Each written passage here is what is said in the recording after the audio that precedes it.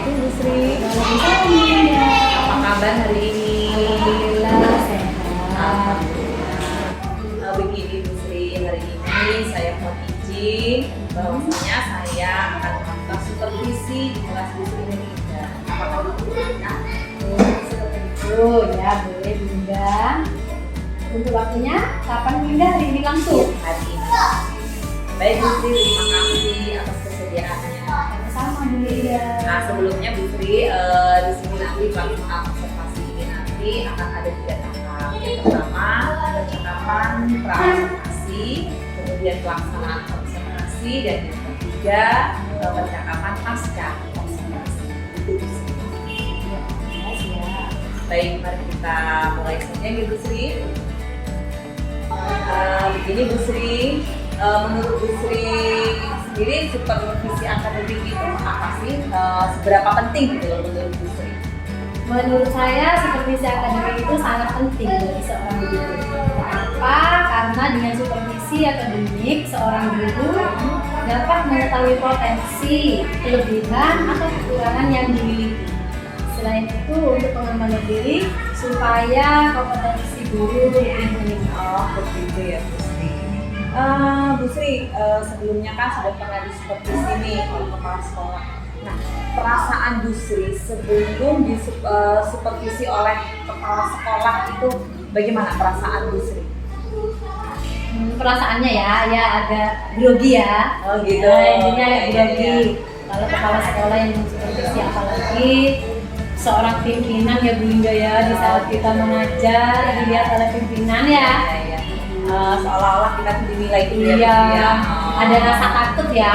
Oh, gitu. Ada rasa takut, khawatir. Khawatirnya itu takut tidak sesuai dengan pembelajaran atau takut salah saat mengajar. Oh gitu ya, baik. Bu Sri, apa yang Bu Sri harapkan dari percakapan kita? Yang saya harapkan dari percakapan hari ini mengharap Bunda sebagai rekan kerja dapat membantu saya mengatasi kekhawatiran saya. Kemudian membutuhkan saran atau masukan bagaimana pengembangan diri untuk selanjutnya. Baiklah. Nah, pada pembelajaran nanti, persiapan apa saja yang sudah Bu Sri lakukan? Insya Allah yang sudah saya siapkan itu yaitu RPP, kemudian membuat strategi pembelajaran yang akan disampaikan yaitu ceramah, diskusi, dan permainan serta menyiapkan LKPD untuk presentasi. Oh iya, baik. Menurut Ibu Sri sendiri, Bu Sri itu memiliki potensi apa sih yang ada dalam diri Bu Sri? Menurut saya sendiri, potensi yang saya miliki itu yaitu mudah bergaul dengan orang lain, mudah beradaptasi dengan orang lain, dan mau belajar hal-hal yang baru, bisa bekerja sama dengan orang lain ataupun manusia.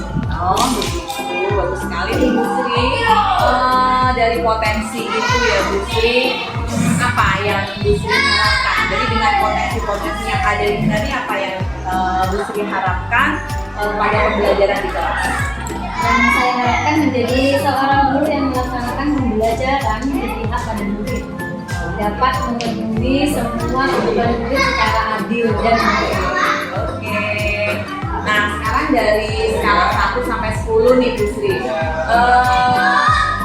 Saat ini Bu Sri masih berada di posisi yang mana? Dari angka 1 sampai 10. Skala saat ini mungkin masih di skala 5 ya. Oh, begitu, masih di skala 5. Nah, untuk mencapai harapan Ibu itu nanti pada pelaksanaannya ini kira-kira ada hambatan apa pada pelaksanaannya? Hambatan-hambatan apa yang Bu Sri hadapi pada pelaksanaan itu? Hambatan pasti ada ya.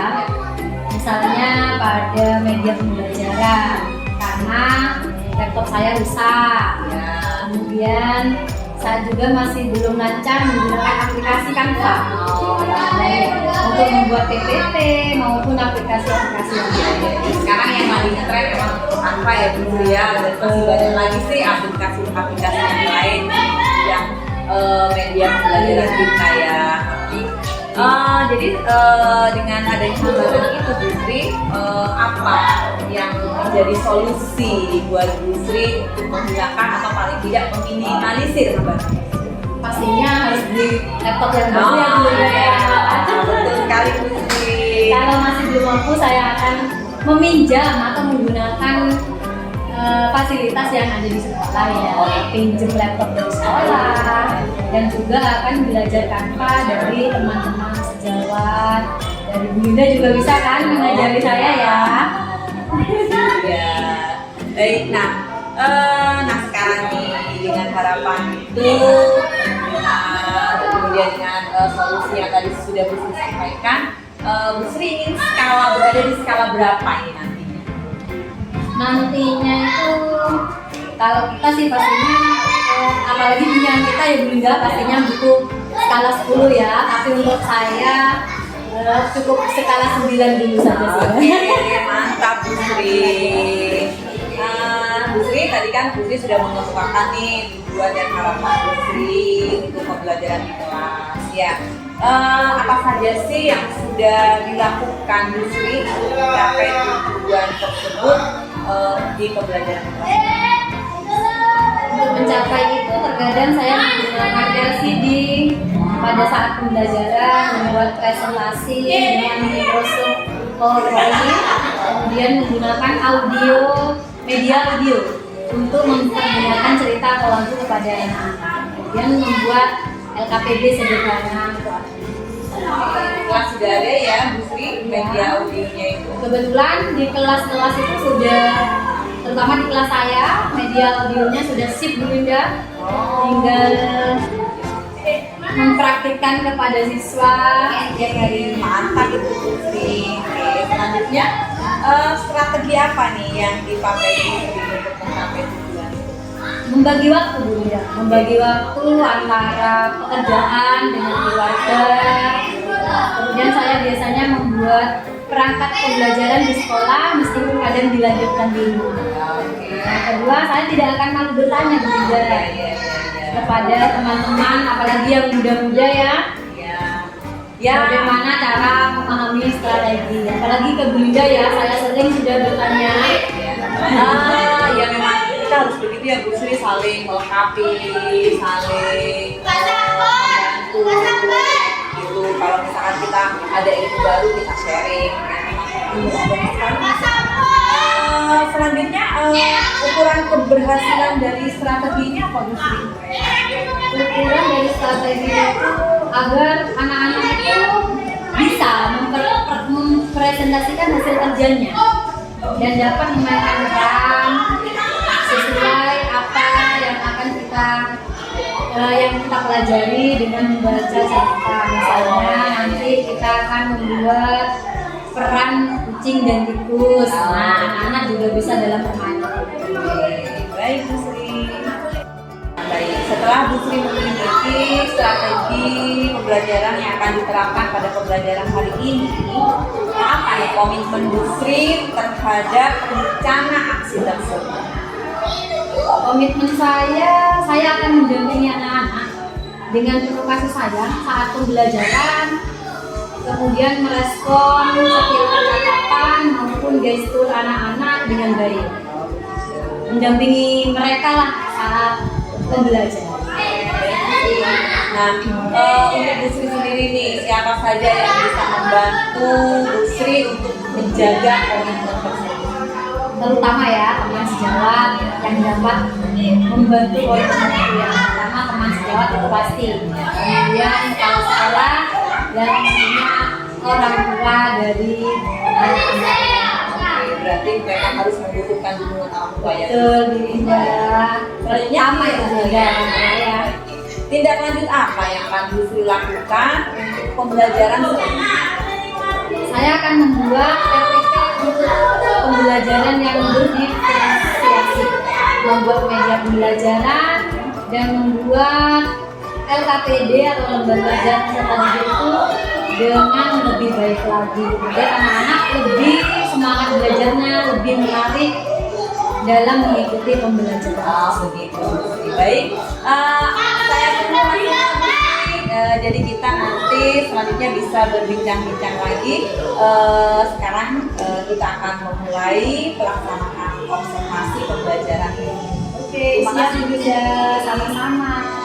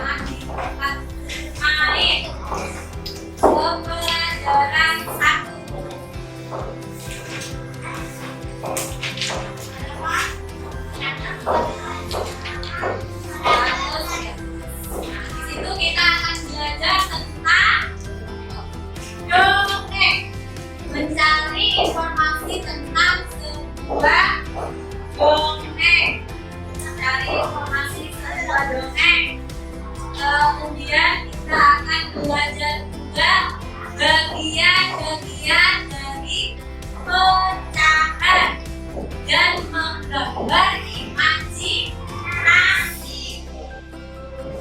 Kebersamaan di tempat bermain. Kira-kira di tempat bermain itu ada apa saja? Mainan, bukan joget. Apa lagi? Mudah-mudahan dan juga sama. Oh, sekarang dia alon-alon gini-gini anaknya dia. Orang-orang diam. Ya, yang kayak perahu. Sampai mana? Ada trampolin, betul. Mandi bola, benar. Nah, sekarang ini di Jember bisa kalian tonton, bisa kalian naiki, bisa kalian bermain di mana? Di alun-alun kota Jember. Senang kalau ke sana? Siapa yang sudah pernah ke sana? Selama Ramadan ini? Hah? Sudah? Siapa? Sudah berapa banyak? Ya. Kemarin sudah dipelajari aturan bermain. Tidak ada tata caranya bermain bola bagaimana. Sekarang kita belajar kebersamaan. Apa kebersamaan? Ayo. Bermain bersama bisa. Apa lagi? Bermain dengan teman ya boleh. Apa lagi? Baca bersama bermain. Kebersamaan di tempat bermain. Kebersamaan berarti kebersamaan itu dilakukan secara bersama-sama di tempat bermain, di tempat bermain. Halo, Kok boleh di mall? Ya, ada korupsi di mall. Namanya Juga memiliki teman, ini memiliki teman di sekolah. Mereka bermain saat jam istirahat.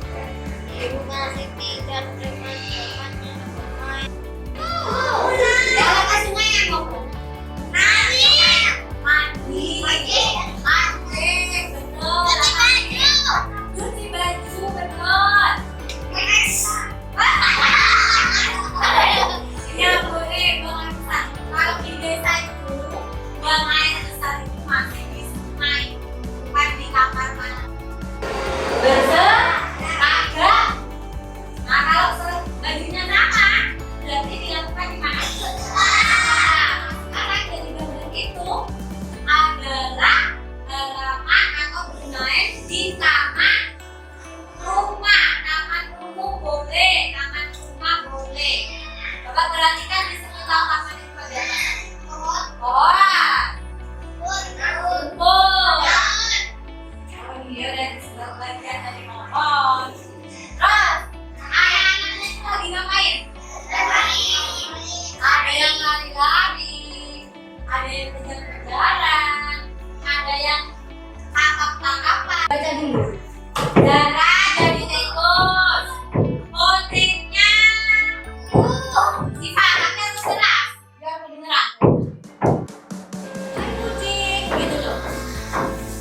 Hai kucing, ada apa? Mari kita makan ikan asin. Di mana kita bisa mendapatkan ikan asin? Itu di sana digantung di rumah Pak Tani. Ikan asinnya amat banyak. Kita akan buat memakannya. Hah? Saya bukan ikan asin. Siapa yang ngomong saya bukan ikan asin? Tikus. Apa lagi? Yang didapatkan informasinya yang kedua. Jangan kau makan saya. Siapa yang berkata seperti itu? Tikus. Nah, di dalam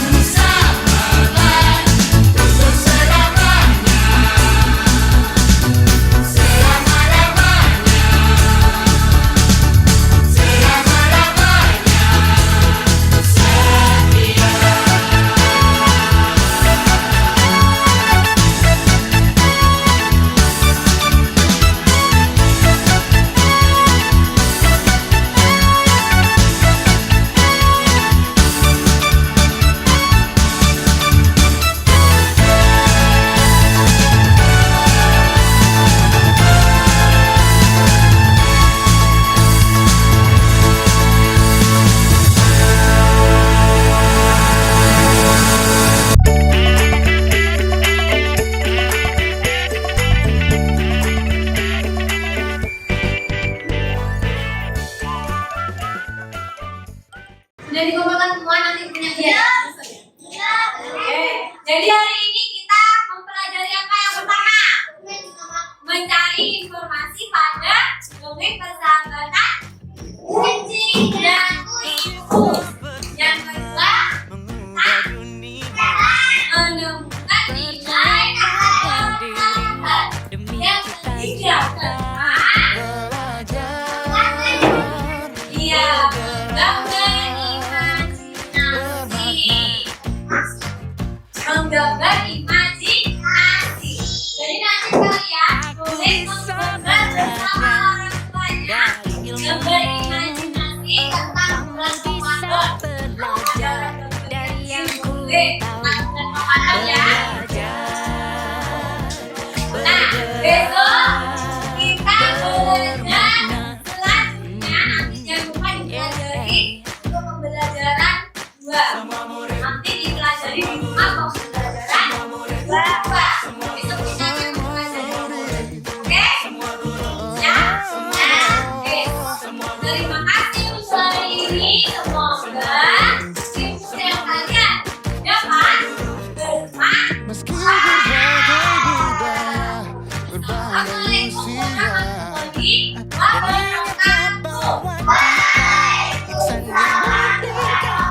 warahmatullahi wabarakatuh. Bersiap, teman-teman, di golong-golong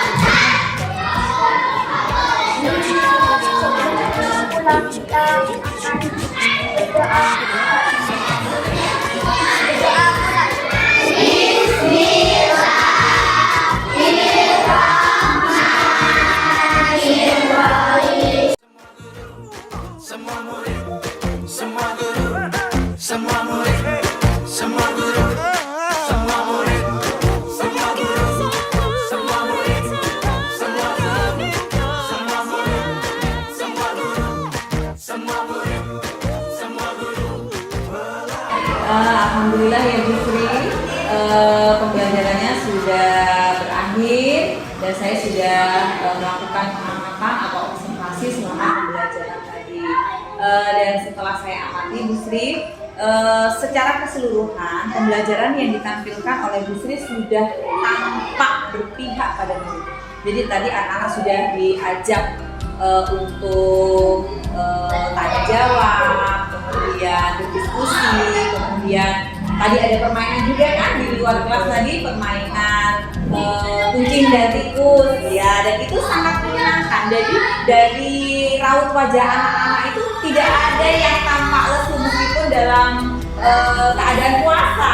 Anak-anak malah tadi ingin lagi bukan begitu. Nah itu berarti sudah tampak sekali pembelajaran yang berpihak pada murid. Kemudian strategi pembelajaran yang sudah diterapkan oleh Bu Sri itu sudah memenuhi semua kebutuhan murid. Jadi tadi ada murid yang memiliki bakat menggambar. Nah tadi sudah diwakili dengan pembelajaran menggambar imajinasi berdasarkan cerita kucing dan tikus tadi tentang kebersamaannya ya Bu Sri. Nah kemudian semua siswa sudah terlibat aktif dan dalam pembelajarannya sudah terlihat antusias sekali. Itu. Nah, untuk Bu Sri sendiri apa yang akan Bu Sri pindah refleksikan pembelajaran hari ini?